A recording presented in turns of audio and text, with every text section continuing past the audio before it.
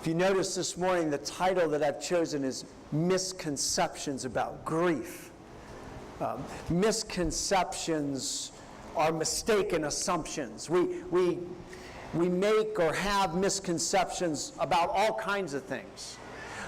You can have a misconception about a person, right? About people. You can have a misconception about an event. You can have a misconception about a place, like a church. I mean, some of you, like me, you've talked to people, you've invited them to church, and when you probe a little bit and say, well, I'm just curious, why are you so negative about church? They begin to share with you not reality, but misconception. What they think that they're going to find when they come to church. Oh, I can't come there because all those people are perfect. They obviously have never been to our church, right? Oh, I can't go there because, until I get my act together, I can't come there. It's like, wow, what a misconception that church is for a bunch of people that are perfect and have their act together. I was thinking about this because Louise and I were just on the mainland, but there's a lot of people on the mainland that have misconceptions about Hawaii. And if you do any traveling outside of the islands, or just talk to even tourists that pop in, then you've discovered some of these misconceptions. And I was thinking it through, and I came up with 5 that I think that I hear most often, misconceptions about Hawaii. And maybe maybe these will resonate with you a little bit. But here's the first one. Everyone surfs in Hawaii, right? As soon as someone finds out I live in Hawaii, it's like, oh, you surf? Do you surf? It's like, well, yeah, everybody does, don't they? Right? And not just little stuff. We all surf the big stuff, right? Another misconception is everybody speaks Hawaiian. I can't tell you how many times people go, oh, you live in Hawaii? Say something Hawaiian, Or they'll try to, oh, aloha, And you go, wow, that's really good. Here's number 3. It never snows in Hawaii, right? And of course, we know that's not true, but then people find that out, they go, really? It snows? Wow, that's amazing. Here's one. A local luau is just like the tourist luau. I hear all the time people, oh yeah, oh you're from Hawaii? We went to a luau, and oh you guys must go to those things all the time. And they're thinking about the girls in the coconut bras and everything else. And so local luaus are just like the tourist luaus. And here's the last one. Hawaii is paradise. We know that's not true, huh? I mean, we know it's very far from paradise. You ask the homeless people that are on the street what kind of paradise Hawaii is. Misconceptions, right? We're all familiar with misconceptions. But how about this area of grief we've been talking about? Are there misconceptions when it comes to grief? And I believe there are, and I believe there's probably a whole lot more than 5. But as I was praying this through, thinking it through, studying it through, there's 5 things that I believe, kind of a follow-up to what we looked at last week. But 5 misconceptions with regard to grief that I'd like us to take a look at this morning. So if you have your notes, let's jump right into it because there's 5 that we need to cover this morning. And the first misconception is this: time heals all wounds. How many of you have ever heard that? Time heals all wounds. Well, I'm here to tell you that sounds good, but that just ain't true. Time heals nothing. Years ago, I had taken on a second job, part-time job, to earn some extra money for the family. And what I was doing is I was working on a lawn crew, a lawn maintenance crew. And it was late one afternoon, close to evening, and our boss was really pushing us to finish the job that we were on so we could get one more in before it got dark. And I was in charge that day of trimming hedges. And so I was trimming this tall hedge with this gas-powered trimmer, trying to hurry, trying to go fast, because I felt the pressure of, come on, we got to get out of there. And as I got to the end of the hedgerow, I got careless. And I let go with one hand, and as I got to the end of the row with one hand, the weight of the trimmer, I kind of lost control of it. It started coming toward my leg. And I had enough sense to move my leg back, but I kind of let my other hand drop, and as I brought that trimmer through, those scissor blades caught the end of my finger. Well, for just a split second, I knew what happened, but I wasn't feeling anything yet. I don't know if you've ever had that experience before. It's like, oh my gosh, I think I just cut into my finger. I mean, there's that quick, and then all of a sudden, the pain hit. And it was just like this hot, searing pain.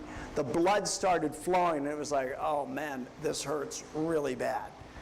We had a towel in the front seat of the truck, our work truck. I grabbed the towel, I wrapped it around my hand, and my boss drove me to a restroom so that we could clean it out and then kind of take a look at and see how bad it was. So when we took the towel off, literally, the end of my finger was hanging down, about 80% cut through.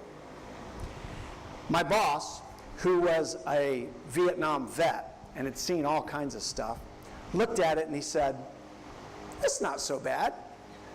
Just a little gauze and some tape in a few days, it'll be fine." My stomach, head, and hand were telling me that wasn't going to be the case.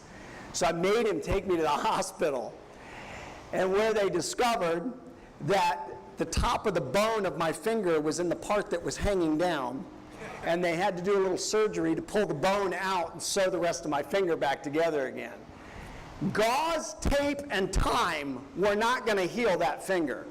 In fact, probably if I hadn't done anything with it and I'd just given a little more time, it would have gotten a whole lot worse. It needed some attention. It needed some care. It needed someone to take care of the wound. Many times when we're grieving, we'll hear people say, hey, just give it time. Time heals all wounds. It'll be okay with some time. And folks, the reality is that time won't heal anything. And in fact, not just with something physical like my finger, but even with something emotional and traumatic that causes grief, time, many times, actually causes it to get worse and not better. See, here's the deal. It's not the amount of time that you need. It's what you do with the time that determines if and when the wound heals. What are you doing with that time? I mean, time heals all wounds. Well, again, going back to something physical. If I was pouring gasoline on my finger every day to help it heal, doesn't matter how much time there was, it would just be getting worse and worse, because what I was doing with the time would make the wound worse. It's not the time itself, it's what I'm doing with it. And see, here's the thing. If we're not careful, we'll take that time of grief and we'll do all the wrong things during that time. And the wound won't heal.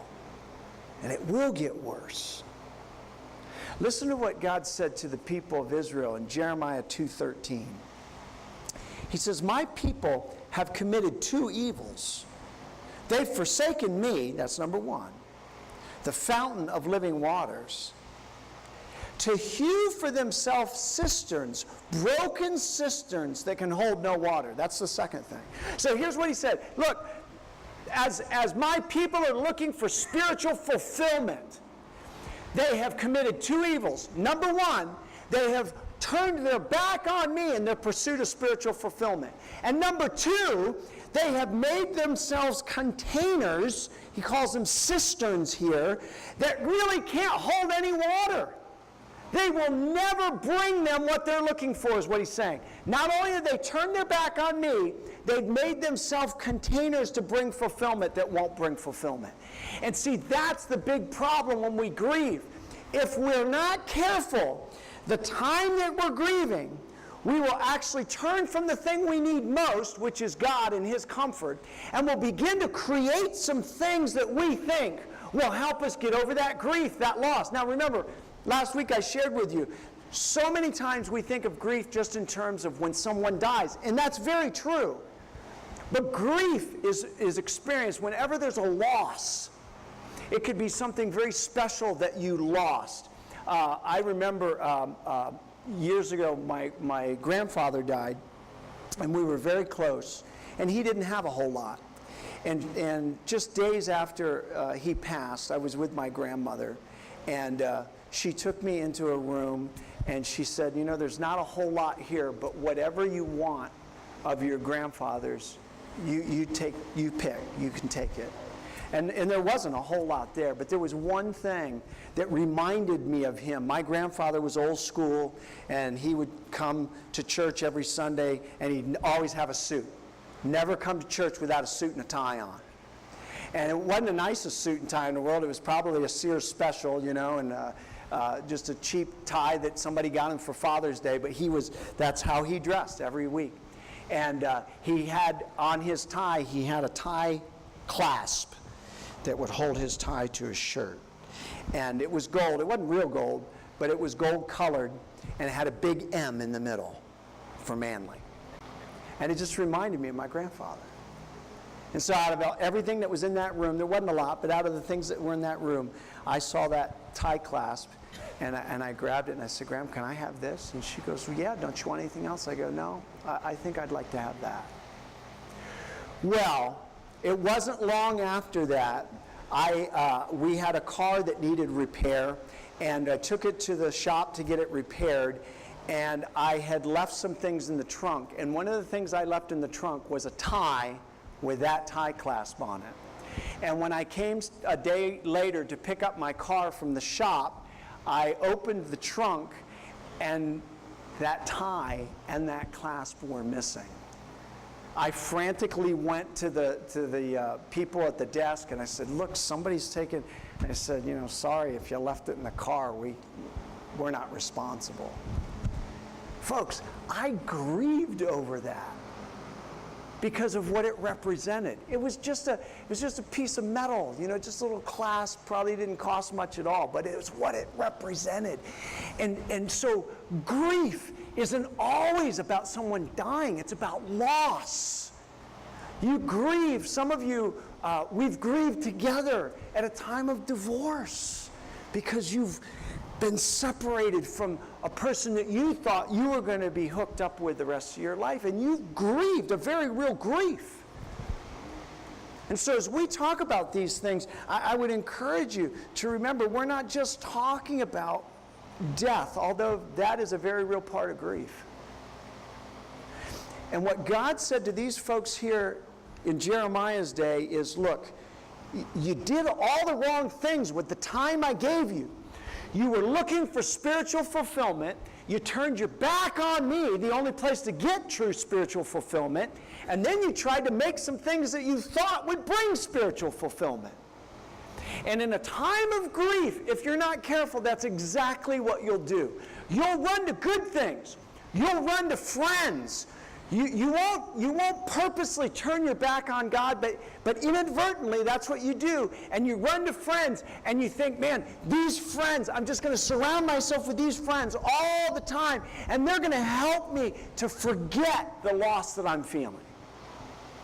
For some, it's worse than that. For some, it's alcohol.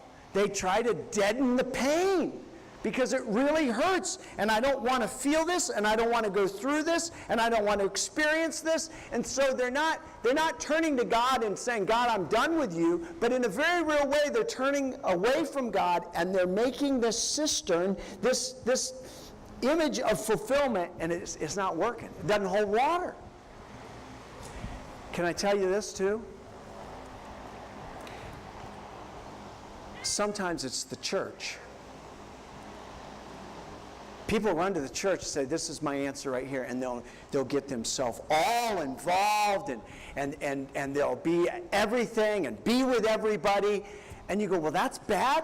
No, it's not bad, unless it's become that cistern that you're building other than God that you think is going to help you to deal with your grief. And what God told the folks there is true for you and your grief. It's not going to hold any water. It may work for a little while, but ultimately, it's not going to work. See, time heals nothing, folks. It's what you do with the time, how you're investing your time during that time of grief. And let me tell you something. It'll be the hard things that you have to make yourself do. In deep grief, those hard things sometimes are just getting out of bed in the morning and facing the day and making yourself do what you know you need to do. In Isaiah 55, again, God's speaking to Israel, and he says this, is anyone thirsty? Come and drink, even if you have no money. Come, take your choice of wine or milk. It's all free. Why spend your money on food that does not give you strength? Why pay for food that does not do you any good? Listen to me, and you will eat what is good. You will enjoy the finest of food. Well, you say, what is that going on there? What's God saying there? He's saying, look, I am your source of sustenance. I'm going to keep you going. You want food, spiritual food to eat? Come. It's not going to cost you anything. It's free. Come to me. I'm the source. And then he says, why do you go other places and spend money that you don't have on food that will never sustain you? See, it's kind of poetry is what he's doing here. But he's giving the people, he's telling them, look, you're running from me, the source of what you need. And if we're not careful in times of grief, that's exactly what we'll do. We'll run from the very source, the sustenance that we need that comes through God. Can I say this too, just to kind of close this thought out? There's no set time for how long a person grieves. You go, man, they've been grieving for 8 months now. How long does it take? And can I tell you this? If it's a really deep loss, you probably never will stop grieving. The level of your grief may taper off, but the reality of your grief will never go away. You lose somebody that you love, you begin to function better as time goes on and as you begin to incorporate the right things into your healing process. But years down the road, special song comes up, family get together where they're not there, a specific place that you like to go together. Those things will bring back some of those feelings of grief. So there's no specific time. Don't lose patience with someone because you think they should be over it. You know, that was so long ago now. Just get over it. There's no set time for how a person grieves. Here's the second misconception. Misconception number 2 is this. Grieving just demonstrates a lack of faith. See, if you're grieving, and especially if you're deeply grieving, you're not really trusting God. You're not believing in God, and so your grief is just really a demonstration and a lack of faith on your part. If you trust God the way that you should be able to snap out of it and move on, and everything should be okay. Now, probably we don't say that to people, although there may be some of you in here that have had somebody say that to you and kind of thought that verbal slap would jolt you to kind of get going again and get off of your grief process. And the reality is, folks, that the level of your faith and your grief may not have anything to do with each other at all. Grief is an emotion, and we talked about this last week, that God's given us that tells us that we've lost something precious or dear. Now, your grief can lead you to lose faith But just because you grieve doesn't mean you lack faith. It means you've lost something or someone. That's all it means.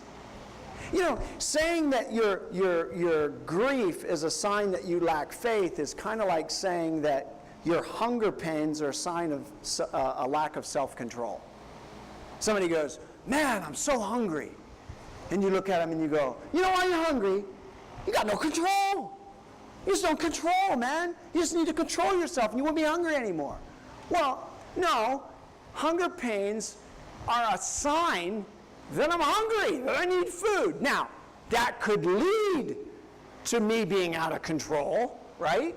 Just like my grief can lead me to lose faith, but just because I have hunger pains doesn't mean I'm out of control, that I lack self-control. It means that I'm hungry. Grief means that I've lost. See, here's the point. The point is this. Would you put this down? It's proper faith that will keep you going during the grieving process. You need faith to help you get through your grief, but your grief isn't a sign that you lack faith. Psalm 27:13 said this, I would have despaired unless I had believed that I would see the goodness of the Lord in the land of the living. David said, look, man, if I didn't know God was there, and I didn't know that God was good, I would have been depressed constantly. But he said, because I saw God work, and I knew that God lived, and I knew that he was good, then I didn't despair. Isaiah 26:3 says this, you will keep in perfect peace all who trust in you, all whose thoughts are fixed on you. That's a verse about faith. Look, no matter what's going on around you, no matter what's happening, if I can keep my mind fixed on him and the reality that he's in control and that he's got a plan and that he's working for my good, and even though I don't understand it, there's purpose and there's meaning in this. That faith is what's going to get me through my grief. So don't ever tell a person when they're grieving, man, you just got to have more faith. They may get to that point, but just because they're grieving, it doesn't mean they lack faith. It means they've lost something dear. Here's number 3. Misconception number 3 is, in order to get through your grief, you must regain control of your life. Look, if you're ever going to get through this, you got to get control back of your life, man. You got to get control back. That's the only way you're going to make it through this. Can I tell you why that's a misconception? Because you never really had control in the first place. Yeah. We like to think that we do, right? We have schedules. We make plans. We do things based on, hey, tomorrow I'm going to do this, and next week we're going to do this, next month we're going to go here. And that's a little bit of grace that God has given us to allow us to do those things and to make plans. But those plans are ultimately not even in our hands. That schedule is not under my control. And especially when death comes into the picture, that reminds us real quick how really out of control we are. So when we start talking about, you're going to get through this grief, as soon as you learn to regain control of your life, it's the wrong perspective. It's the wrong way to view it. I never had control in the first place. That's partly why this thing hurts so bad. Because if I had had control, I never would have allowed this loss to happen in my life, right? And so we've got to be careful that we keep the perspective of who we are and who God is and what our lives are really about. Loss is to remind us that we're not in control and that we live in a world that, man, if God doesn't step in, it just gets more and more painful all the time. In James chapter 4, we read this. Look here, you who say, today or tomorrow, we're going to go to a certain town and we're going to stay there a year. We'll do business there and we're going to make a profit. How do you know what your life will be like tomorrow? Your life is like the morning fog. It's here a little while, then it's gone. What you ought to say is this: if the Lord wants us to, we'll live and do this or that. We were driving down the freeway yesterday. Clinton was taken to the airport, and we were somewhere between San Diego and Los Angeles. And wherever we were at, I can't remember where it was now, it looked real hazy. And I just thought it was smog. And so I said something about it. I said, man, there's a lot of smog. And he goes, well, it's not really smog, Dad. It's a mist that comes off the ocean, and it hangs in this area until normally like 1:30, it kind of burns off, and then it's gone. And I was thinking about it when he said that. I was like, oh, I just kind of looked at that when I was studying James, right? This mist comes in, it hangs there, and you can see it for a while, but then it's gone. It's a picture of our lives. Man, we step in on the scene, and some of us make a big splash, you know? Some of us are big personalities, and we're big deals, and, you know, every time we step into a room, everybody knows we're there, and it's all exciting, and we make a big deal about life, and all of that's good, but it's all short. Now, when you start getting on the other side of, I don't know, for me it was like around 45, you start going, wow, life is kind of short. I'm on the other side of halfway. What have I done so far? You know? You start realizing real quick, life goes fast. I spent 2 days with my son, who's now married. I spent last night with my daughter, who now has her own place on Oahu. And I'm starting to feel kind of old. Life is moving. I can relate to what James is saying here. Some of you can't. Some of you are looking at me going, yeah, you old fart, you are getting kind of old. You're going to be there someday. Trust me. And it comes quicker than you know. And you look and you go, where did it go? How did it go by so fast? God's word says, man, it will go. And you better be ready for it. And you better be careful that you don't think you have control of it. You know? You've heard people say, yeah, you know, 25, that was a great, if I could just stay at 25, I just would just close it all off right there and just live at 25. But you can't, can you? Some of you go 40. 40 was great. I was kind of wise at that point and learned some good stuff. 40, if I could just kind of close it all down at 40 and just live the rest of my life at 40, that would be great. Some of our seniors just graduated from high school. If I could just kind of stop right here, where I don't have to go any further. I still have my friends that I went to school with. I don't have to go off to college where it's kind of scary. If I can just stay right here the rest of my life, that would be cool. Doesn't work that way, does it? No. Time goes on. Time moves on. Life moves on. And we're not in control of stopping it, starting it. And we need to be careful that we don't look at somebody and say, look, all you need to do is just get control of your life again and you'll get through your grief. You're not in control. I'm not in control. But would you put this down? Just because life is out of your control, it doesn't mean it's out of control. It's not in your control. It's not in my control, but it's not out of control. It's in God's hands. And that's where we need to ultimately come. Here's number 4. Misconception number 4 is this: in order to get through your grief, you must totally understand God's plan. Look, if you just understand God's plan, then it won't hurt so much.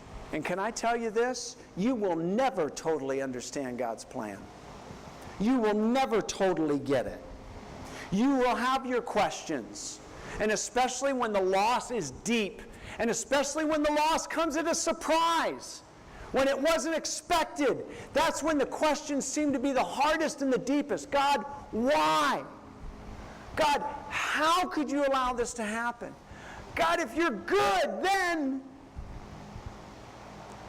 And the questions will come, and you'll begin to wonder what it's all about. And some good-intended person will tell you, look, as soon as you begin to get an idea of God's plan, then the grief is going to go away. And I'm here to tell you, there are going to be answers to those questions that you will never get in this life. And I know that may be hard to hear, but it's the honest truth. That there are going to be answers to some of those why questions that you never get. And if you're not careful and you continue to almost demand, God, until you tell me, that type of attitude, then you are going to grow more and more bitter and sour, and you won't heal. You will continue to infest that wound with your bitterness and with your demands to God because you want to know. And the reality is that there are some of those answers that you and I will never know in this life. You say, well, then how do you deal with that? You have to go back to what you do know about the character of God. That God is good. You go, well, this doesn't seem good. I know it doesn't seem good. That's why you got to cling to His character and know that He is good. God, I don't understand this. And God, I don't know if you're ever going to reveal to me the why. But I know, God, that you have told me over and over in your word that you are good, and I'm holding on to that, God. Deuteronomy chapter 29, verse 29, God says this, the Lord our God has secrets known to no one. We are not accountable for them, but we and our children are accountable forever for all that He has revealed to us, so that we all may obey all the terms of these instructions. It says there very clearly, there are some things about God, there are secrets that He has that you and I won't know, and we are not accountable for those, but we are accountable for the things that we know. I may not know the why of why this happened, but I have to cling to the who, His character, and say, God, I don't get this why, but I know you've revealed your character is good, and I'm holding on to that. And if you're not careful in your good intentions, you'll tell somebody, well, as you get a better grip on God's plan, then you'll get through your grief. And I'm here to tell you that you may not ever get a total grip on God's plan. In fact, I would venture to say, prepare yourself for not getting a grip on God's plan in that situation. And what happens is we've got to begin to change our questions. Because when we continue to ask the questions why and we don't get the answers for those why questions, then we begin, like I said, to get sour, to get bitter, to get doubtful, to get resentful toward God. We've got to change those questions to not why God, but how God. How am I going to get through this, Lord? How are you going to get me through this? How, God, are you going to sustain me through this? God, I know that you've told me that you can use these things to build in me something for your good.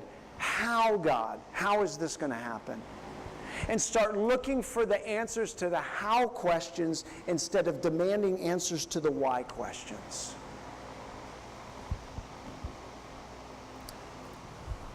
And here's number 5. Misconception number 5 is this. There's nothing good about grief.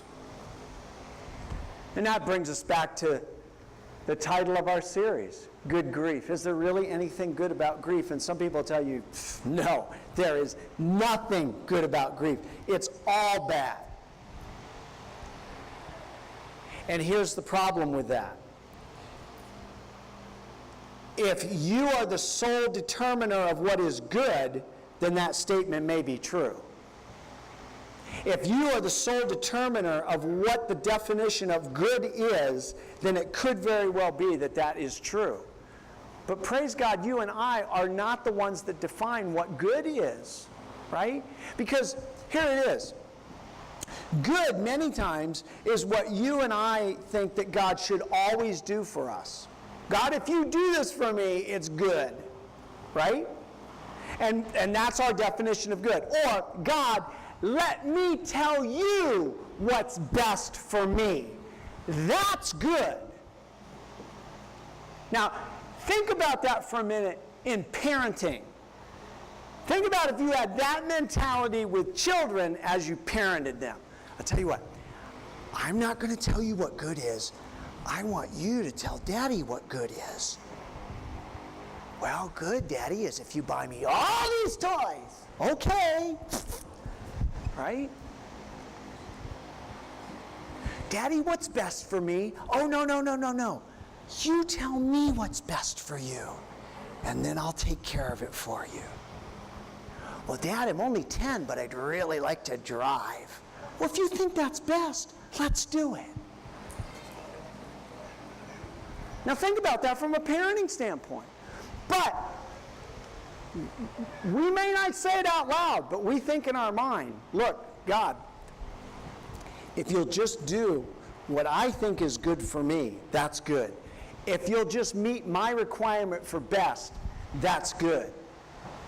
And folks, that's ridiculous if you really stop and think about it.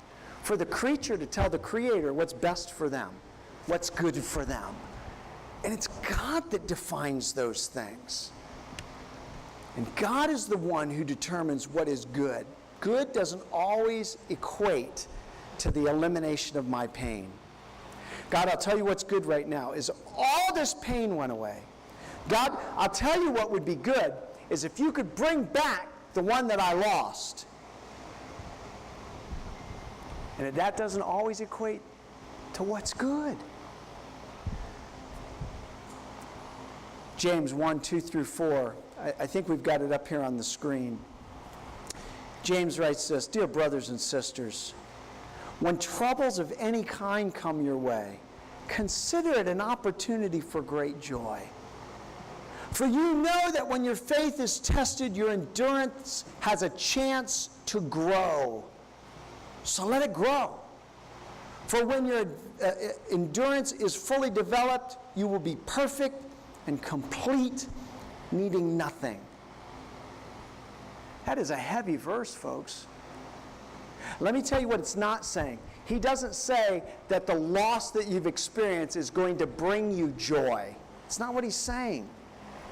He's saying that in the process of your suffering and your trial, there can be joy. Pain and joy don't have to be exclusive of each other. I read a story about a woman who had lost her husband. And she was talking about this very thing. The idea that so many times we think, no, pain and joy, they're separate. They can't be a part of the same equation. And she said as she was wrestling with this and she was working through this, it was just a short time after she had lost her husband. And her daughter, it was her wedding day. And the daughter was taking pictures. The photographer was there and she was posing for some pictures, and she said it was a beautiful day and my daughter looked beautiful and everybody was watching and it was such a great happy moment. And she said in the middle of this photo shoot and right after one of the pictures was taken, her smile dropped and she began to cry. And her uncle, who was standing off to the side, the brother of her deceased father, just quietly walked over and held her, and they just held each other and both cried. And when it was all over, he looked at her, wiped the tears off of her face, put a smile on his face and gave her a big thumbs up, and walked back into the rest of the group. And she said, at that moment I realized that joy and pain can reside together. It was still a very happy moment. It was still a great time, the beginning of her married life, but there was also pain because Dad wasn't going to be there. See, folks, we've got to be careful that we let God define our conceptions of grief, because if we don't, we'll come up with all these misconceptions. And God wants to take even our grief and use it for good. In this particular passage in James, he says, man, it can be used to grow you. In Romans 8:28, and this is a familiar passage that we use around here a lot, we know God causes all things to work together for the good to those who love God and to those who are called according to his purposes. But here's the thing, if we stop there, it's incomplete, because the next verse tells us what the goal is. For those he foreknew, he also predestined, here it is, to become conformed to the image of his Son, so that he would be the firstborn among many brethren. You say, what's going on there? He's saying, look, God can cause all things to work together for his good. He defines what good is, and the good here is he is conforming you to look like Jesus. And sometimes pain does equal gain. And if we're not careful and we define our own good, we'll miss the gain that God's trying to do in our lives. In the midst of it, we'll miss the reality of something like the death of Jesus. The worst thing that ever happened. I mean, think about it. God became man, lived a perfect life, and people murdered him. It's the worst thing that ever happened in all of human history. And God took the worst thing that ever happened and produced the best thing that ever happened. The redemption of mankind. The murder of Jesus Christ caused his blood to be shed for our sin so that we could have a relationship clean before God. The worst thing in history was turned around for the good by God to become the best thing that ever happened. And so if we're not careful, we'll begin to think that only grief can bring is bad and hurt and pain, and there can be nothing good from it. And I'm here to tell you that God has a plan that we may not ever totally get and probably won't, but that plan includes to take your grief and my grief and use it for our growth and his good to make us look more like Jesus. Tons of misconceptions in our lives. Some of them don't mean a whole lot. Some of them, if they're not careful, we'll have misconceptions about things that will affect us deeply, and especially in this area of grieving. Would you bow your heads, please, and close your eyes?